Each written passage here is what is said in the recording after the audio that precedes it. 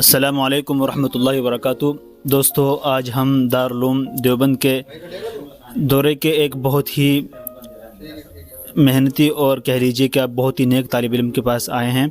اور امتحان کے متعلق ان سے کچھ سوالات کریں گے، اور تاکہ جو وہ ہم جیسے طالب علم ہیں جو نہیں پڑھ پا رہے ہیں یا محنت نہیں کر رہے ہیں، سستی اور کاہلی کے شکار ہیں، ان کے لیے تھوڑی رہبری اور رہنمائی ہو سکے،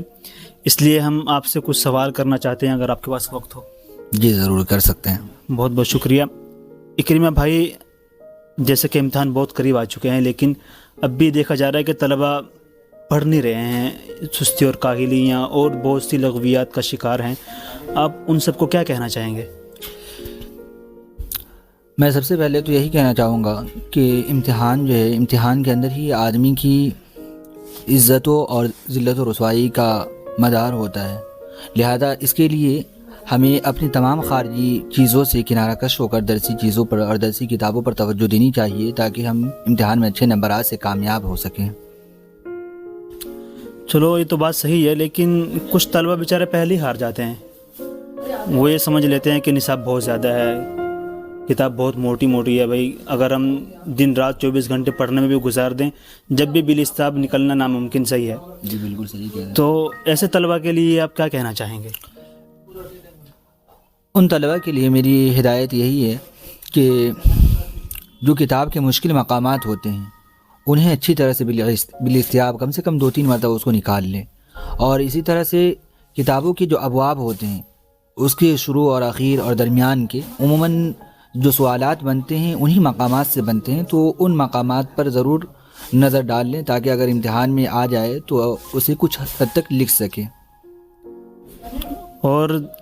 اکثر یہ بھی دیکھا گیا ہے کہ کچھ طالب علم ہر اعتبار سے مکمل ہو جاتے ہیں، کتاب تیار بھی کر لیتے ہیں اور وہ مشکل ابواب بھی دیکھ لیتے ہیں ایک مرتبہ، لیکن پھر بھی مطلب وہ امتحان کے اندر کامیابی نہیں حاصل کر پاتے۔ بعض دفعہ دیکھا جاتا ہے کہ ان کی تحریر صحیح نہیں ہوتی ہے، یا ان کا تمہیدی گفتگو یا کہہ لیجئے کہ جواب دینے کا طریقہ صحیح نہیں ہوتا ہے، تو ان کے لیے آپ سلیقہ امتحان کے لیے کیا رہے گا ان کے لیے کچھ؟ دیکھیے، جہاں تک ہمارے بڑے ساتھیوں نے بتایا کہ اس کے لیے سب سے مناسب طریقہ یہ ہے کہ امتحان کے جو سوال پرچے ہوتے ہیں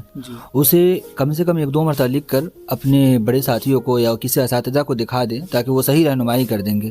اور اللہ تبارک و تعالیٰ سے دعائیں بھی کرتے رہیں، کیونکہ اس میں بسا اوقات ہم سب کچھ پڑھ کر جاتے ہیں، ایسا لگتا ہے ہمیں یاد ہے لیکن اس وقت نہیں آ رہی ہوتی ہے، تو اس وقت درود شریف یا کہ درود شریف تو پڑھتے ہی رہنی چاہیے، اور اللہ دعا بھی کرتی رہنی چاہیے، تاکہ ہم اچھی طرح سے اس میں اچھی طرح سے لکھ سکیں۔